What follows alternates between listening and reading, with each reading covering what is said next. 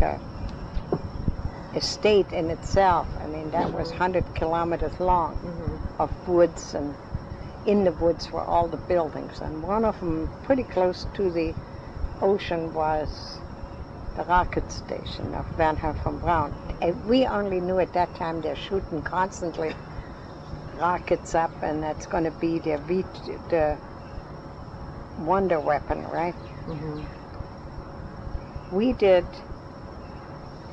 Navy ammunition. We put the powder sticks, they're sticks like pencil sticks, into the ammunition thing and screwed the thing on, and then the next one came, on the band. And we did that 8 hours, 9 hours a day. And I thought, well, that isn't so bad. I thought that was worse than the country, because you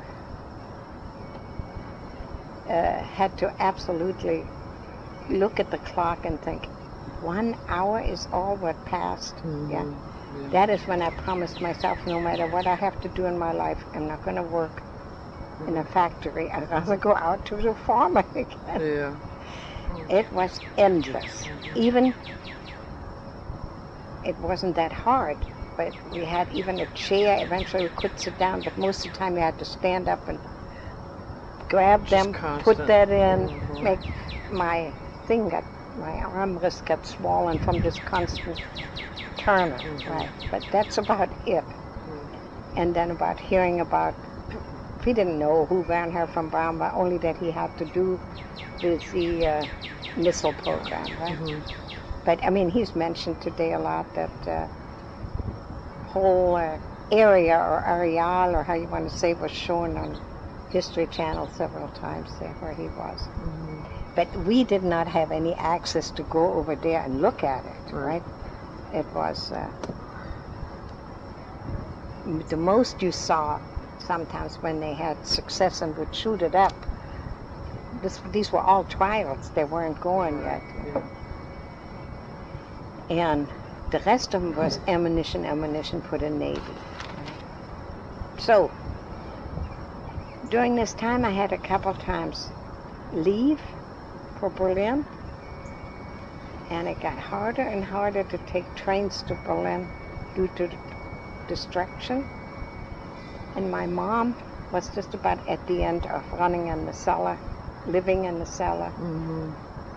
Her nerves were, she was constantly crying.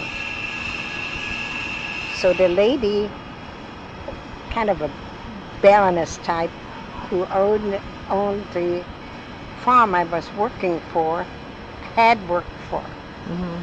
Wasn't too far from, yeah, it was far, but I still kept in touch with her.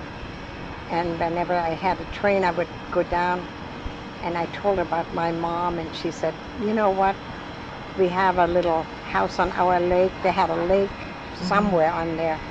You have to picture territory, right? Because she had, in the good times, hundreds of what we call country workers. But she didn't have them anymore. They were all in uniform, right? Anyhow, I talked to her, and she said, bring your mom. There is a little summer house we used to rent out to a painter or something, and you can put her there, and she can bring what she thinks she wants to save. So that's where I brought my mom, or my mom took a train and brought, things functioned still in all this mess. Some big suitcases. They looked more like furniture, right? Steamer trunk. And put all her linens and, you know, what old households had. Mostly they had even bands around them with how many sheets and how many tablecloths and how many damask and how many blue tablecloths and how many red table. No, not red. Nobody would have had red. White and light blue and real damask and linen. Everything had to be ironed, steam ironed. Anyhow, that was all in there. The family silver, and so it was quite a. In other words, she cleaned out this already kind of damaged apartment we had. Whenever I was home, there was paper on the windows, right? My dad bought this apartment because it had central heat, which were ribs along under the window.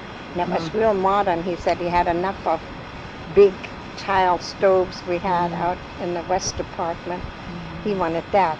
Well, the first thing, what happened, we were the first ones to be cold because it gets furnace in the cellar, and therefore you couldn't individually heat it while the other people bought a little bit of wood or managed to get a few coals, right? Yeah.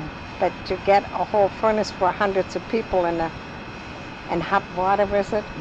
So we were the first ones. There were all kind of cracks made. I'm taking my absolute healthy bath tonight in cold water, right? And later then there was no water, so you were glad if you could wash up, right? Anyhow, I brought Mom to the east, to Pommern, which is a district. Can you spell that for me? Yeah, Pommern, Pommern. That's not a town, that's a country. I mean, County? it's like, I would say Pennsylvania, right? Oh, Which is today Poland. Oh, right, okay. It's Where the farm, between- yeah, okay. It's I got you. between Frankfurt Oder and Stettin, if you ever heard of those towns. Okay. Okay? So then I had still time to go back to Berlin and help Mom to come out. And then that wasn't so bad. I had a job helping children in a kindergarten. Again, it was just all volunteer to avoid being drafted, because the ones who are drafted had to go to a flak, which is pretty dangerous, right?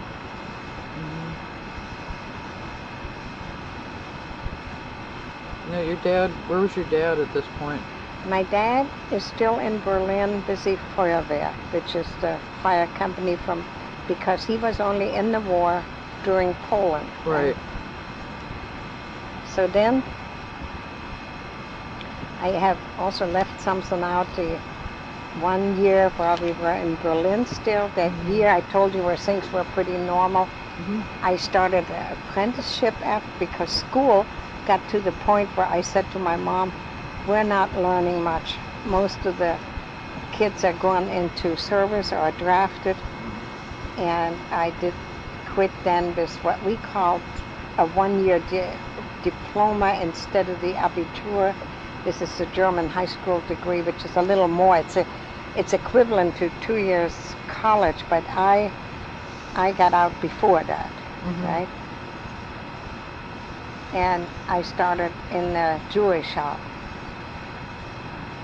because then the air raids were there, but not bad. And that was a business friend of my dad's, and he took me as a young apprentice, which is the last on the ladder, right? You clean, you sweep, and I love jewelry, but only because I guess they let me a little bit at the end.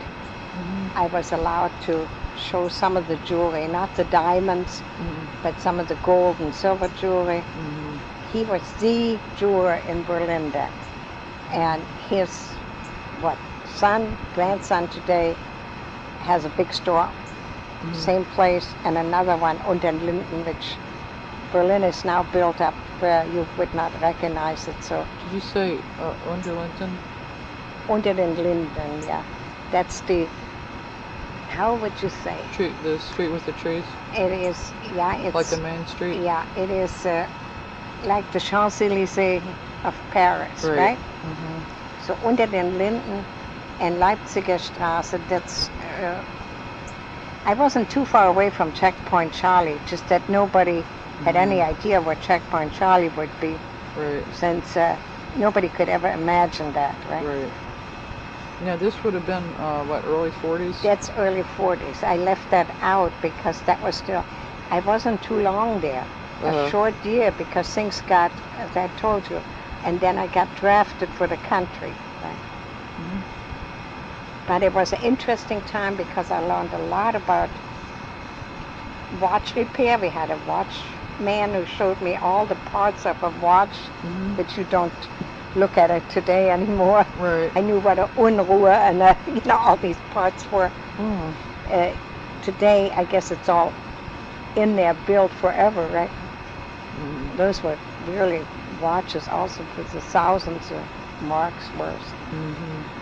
And then we had beautiful jewelry. We had customers like Goering and all the... Did you meet any of those people? Well, I seen them, but Yeah, I wasn't seen them allowed to wait on them. Yeah. But the jeweler he was his best friend in World War I. They were together in the Air Force in World War I. And none of them then heard ever of Hitler, right? So they were friends doing stunts with planes, right? Yeah. And then he opened a jewelry shop. I guess that's how it went, that this jeweler knew all the higher ups. So one time we had every business has a day a year to go out and eat and do paid by the boss. And one time we went out to Goering's Hall, which was his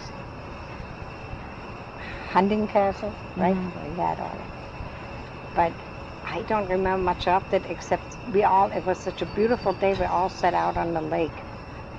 And so therefore, we didn't get to see anybody. We were just talking, And somebody said, "Did you see Goering and Hülse?" That was our boss. And I said, "No." We were eating and talking, and eating was very important. Yeah. So much about that time. Like I say, that was not a bad time because my mom still took me to all kinds of theaters and operettas and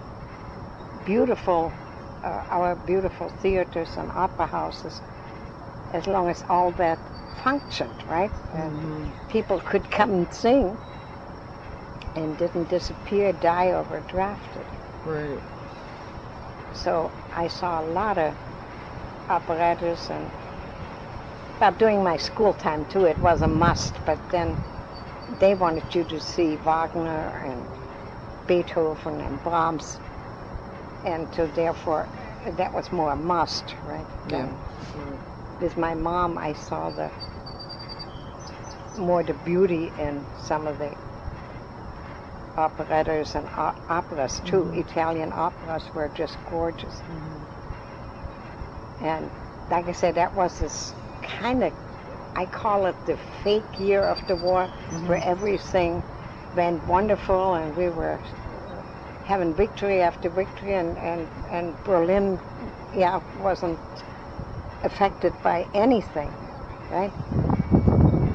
The sad part was, Susan, there was Goering, who was in charge of the Air Force Defense, said if the first, I have to think in German, airplane comes into Berlin, my name will be Meyer.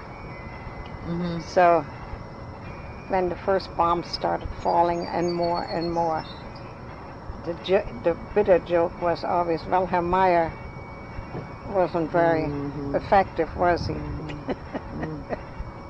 But it was a time where I couldn't understand why my mother cried. She cried that my dad was in Poland.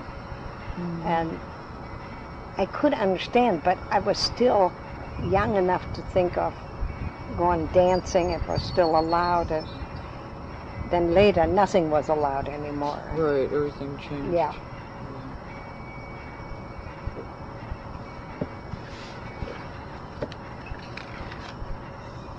So you'd have been mid-teens or It's 14. kind of mixed up, isn't it? You'd have been about 14 or so. We're in then, right? You writing this down too? I'm taking notes, just taking a see. few notes. I have this war period. You see, Al and I always get into this when I say to him, that was already during World War II, and he says, no. Well, World War II for me is 1939 September. Yeah. And the end was 45. For the Americans, it was even later because it was Japan, right? 41. So it was a long drag, right? And Yeah. the first part Yeah. was, I can say I still had a little bit of the use. Later on, it was more than drastic, right? As I read in your book, you had a couple of boyfriends during that period of time, and they both got drafted, and they both got killed, right? I had a boyfriend who was with me what we call dancing lessons. It was made real nice. You went in the evening for dancing lessons, but it was a lot more festive than here.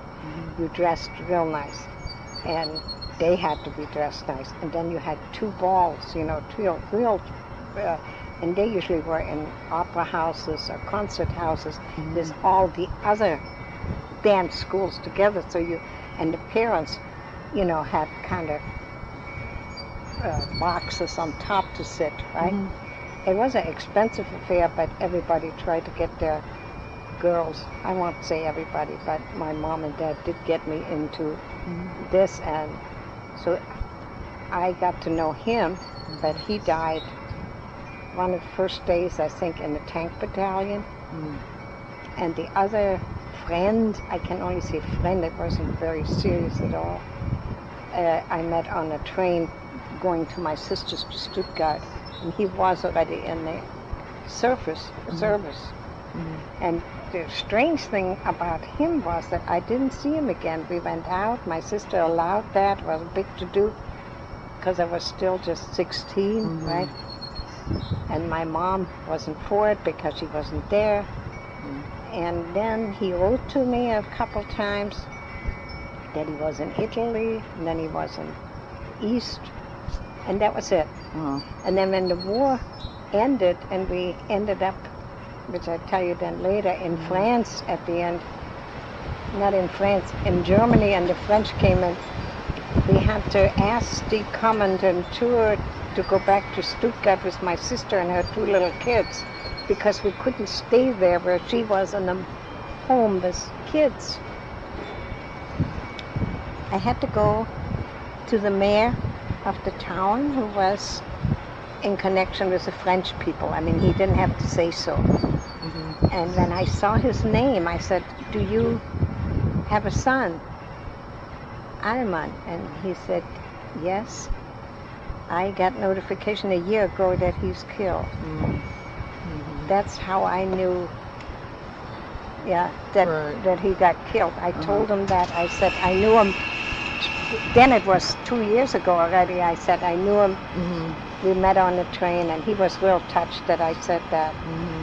But the times were real crazy to go and ask for an open truck was all what was available, with running on coal or something. And we put all the mothers and kids up there, and us, like sardines, to go back to Stuttgart. But that's a little later. I would say now I would have to tell you more how we got away from the, let me call it the East.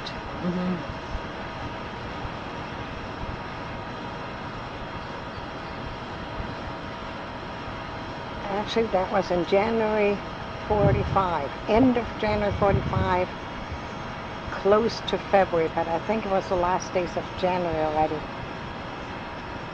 And it was bitter cold. Everything was white and frozen. And we knew that the Russians were about 100 kilometers away from us, or 200. And now, And from which city?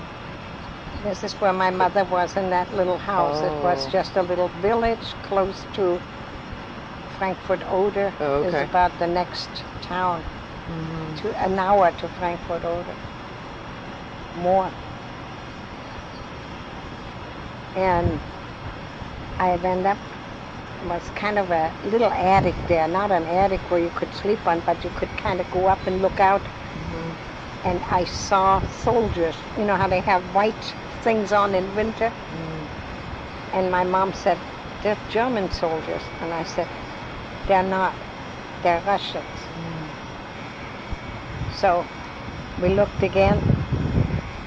What we didn't know then, they had broken through, even there were other places far away. And so then we packed what we could, everything what my mother had brought down, we had to leave back. We packed only a suitcase to take along, and we tried to bring my grandmother and us to the last little train to go to Berlin.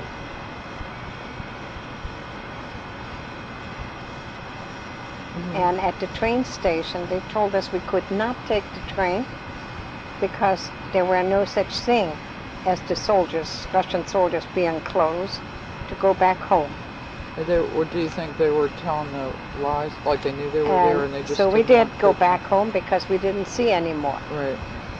And my grandmother said, "Oh, I tell you what, if they come back," which they did during the night, then it started out that you knew they were closer, you heard the fire come closer.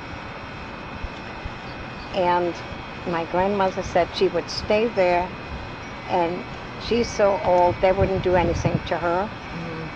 And when the war would be over, which couldn't be too far away, she would return to Berlin, try to stay in this rundown apartment, and if not, find something to stay and get in touch with us. And we had made out with my dad that we would go to my sister. My dad said already, you have to go west the way this looks now. See, he was still, and now he was from morning to night in fires, right? Yeah.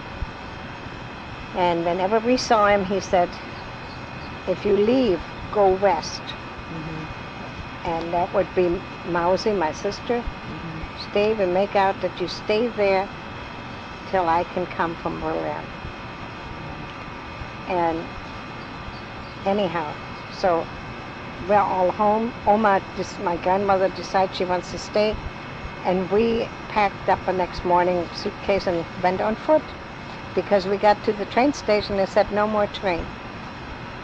If they would have left us go, we would have made it out of there, right? Yeah. So my mom got lucky and got the last money and her jewelry in 2 suitcases. And it started snowing.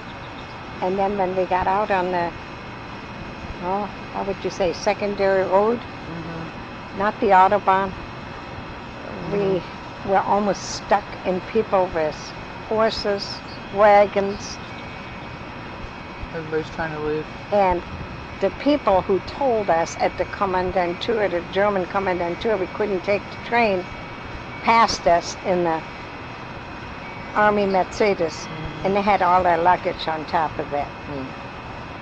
That's when it first time sank in on me, Susan, that you cannot take anything for granted. Come out of the sun. Shall we go in? All right. Are you too? I'm good. Are you too hot? Then we go in. I'm fine. How about you? You want me to get I'm you not some ice telling water or it. something? No, I'm not telling. What do we drink? You want us to turn this off? I bring a drink. This is the end of this tape.